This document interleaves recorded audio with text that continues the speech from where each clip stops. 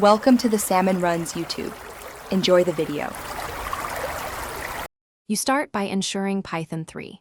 X and VS Code are installed. This lets tools talk to each other. Once done, open your project folder and create a virtual environment so dependencies stay isolated.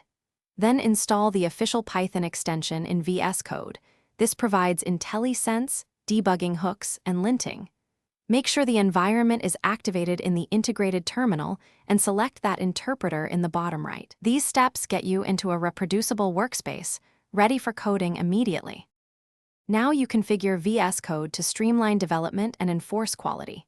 First, pick a formatter like black and a linter such as Flake 8, then enable them in settings so files auto-format and issues appear inline. Once configured, create or update launch. JSON to define run and debug configurations, which makes breakpoints and variable inspections straightforward. Additionally, add workspace-specific Python. Analysis paths if you use local packages. These steps reduce friction during coding and let you catch errors earlier while you develop. Finish by running and testing your code in VS Code to validate behavior. Use the Run button or the integrated terminal for quick runs and execute PyTest or your test runner to verify units. When debugging, set breakpoints and use step over, step in, and step out while inspecting variables in the debug pane. This reveals state and call flow.